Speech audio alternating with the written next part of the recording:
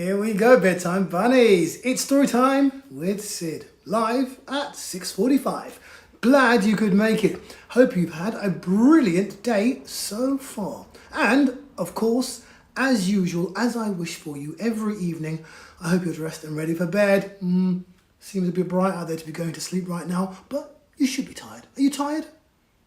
Well, maybe this bedtime story, Room on the Broom, will help you to fall into a nice, dreamy slumber. Before we go into that, of course, we will have our usual quiet time. Learning how to defeat distraction is take a couple of deep breaths just to relax and calm ourselves. But before we do that, let's shush the room, shall we? Get everyone around to be nice and quiet. Put your finger to your lips and go shh.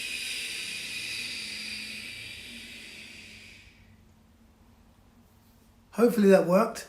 If it doesn't, try it again. Shh. Just in case someone hasn't heard. Hopefully the room's nice and quiet. You are nice and ready. You've got your favourite cuddly toy or snuggly blanket or whatever it is that you like to cuddle up with. And you're ready and calm. Take a big deep breath in. Let it out nice and slowly and relax.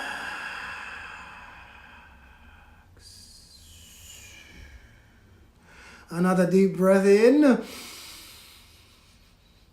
Let it out gently and relax.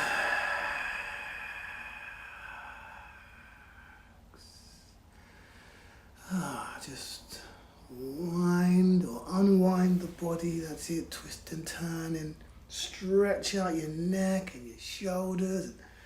Yeah. Does that feel good? Feels good to me. Glad I did it. Okay, still, quiet, 45 seconds. Let's get to it.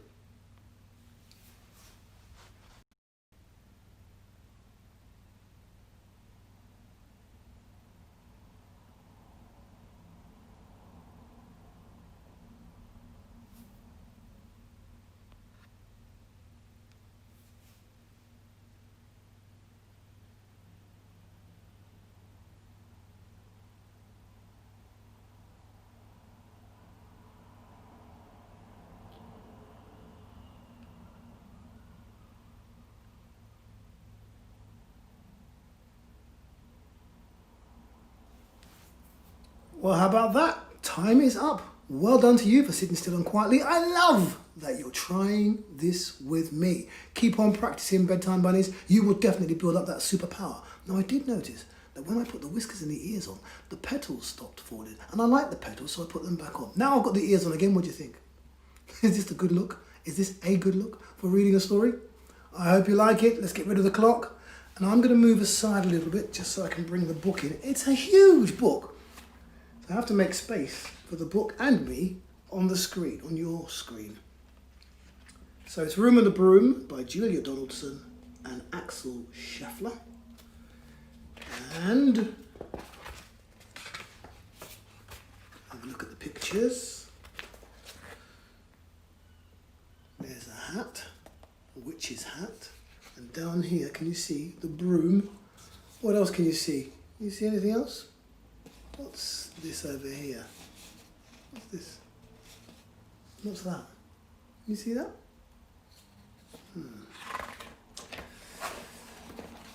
There's the witch on the broom with her, which she wore in a plait.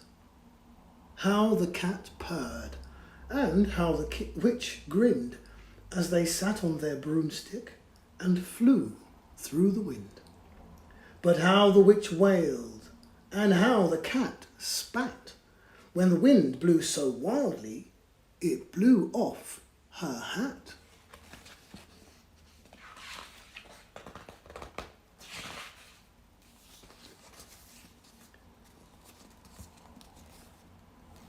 Down! Cried the witch, and they flew to the ground. They searched for the hat, but no hat could be found.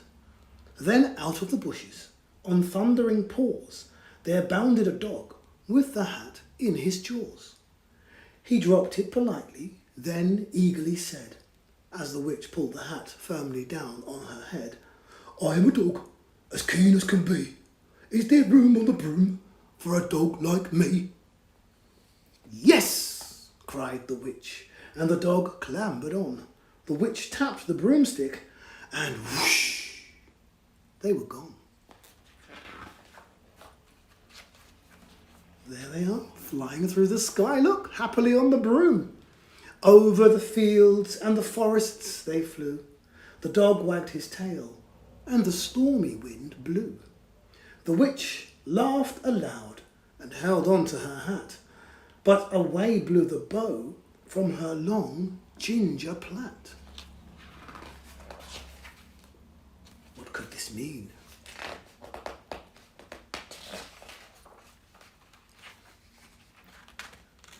Down! An ear-splitting shriek, there flapped a green bird with the bow in her beak.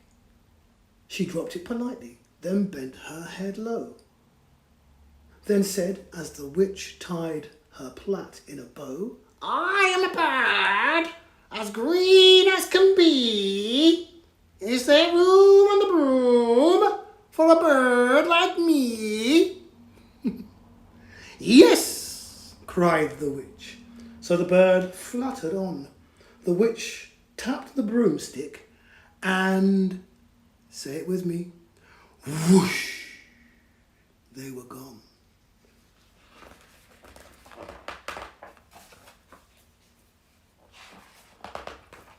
Oh, look at this. Can you see? They're flying through the rain. Over the reeds and the rivers they flew. The bird shrieked with glee, and the stormy wind blew.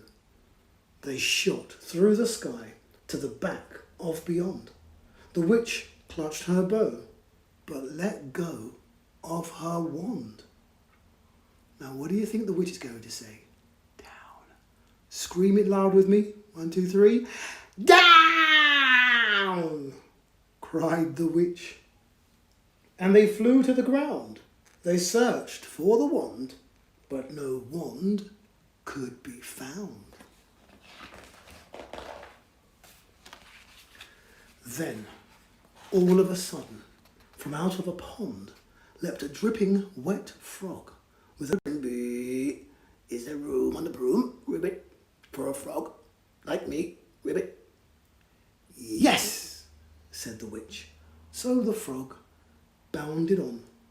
The witch tapped the broomstick and, say it with me, whoosh, they were gone.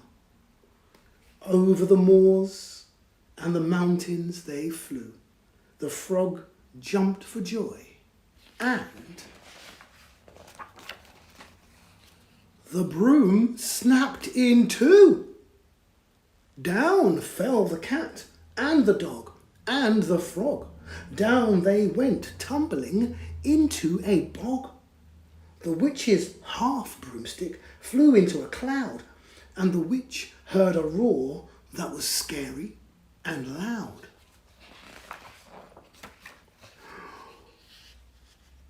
I am a dragon, as mean as can be, and I'm planning to have witch and chips for my tea. No, cried the witch, flying higher and higher. The dragon flew after her, breathing out fire. Help! Cried the witch, flying down to the ground. She looked all around, but no help could be found. The dragon drew nearer and, licking his lips, said, maybe this once I'll have witch without chips.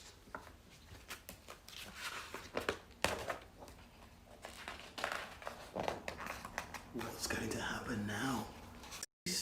From out of a ditch rose a horrible beast. It was tall, dark and sticky, and feathered and furred. It had 4 frightful heads. It had wings like a bird. And its terrible voice, when it started to speak, was a yowl and a growl and a croak and a shriek. It dripped and it squelched as it strode from the ditch, and it said to the dragon, "Buzz off, that's my witch."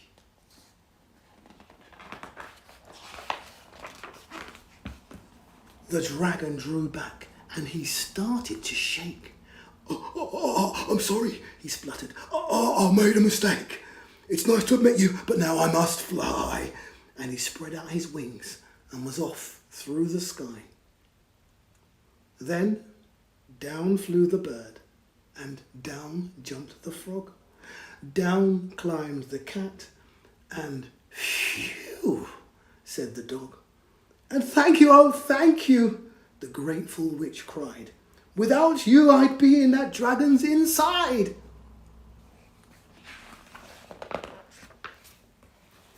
Then she filled up her cauldron and said with a grin, find something everyone, throw something in. So the frog found a lily, the cat found a cone, the bird found a twig, and the dog found a bone. They threw them all in, and the witch stirred them well. And while she was stirring, she muttered a spell. Iggity, ziggity, with seats for the witch and the cat and the dog, a nest for the bird and a shower for the frog. Yes, cried the witch, and they all clambered on.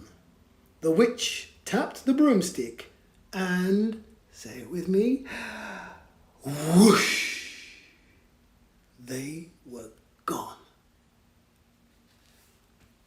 And that's the end of the room, or room, not the room, room on the broom.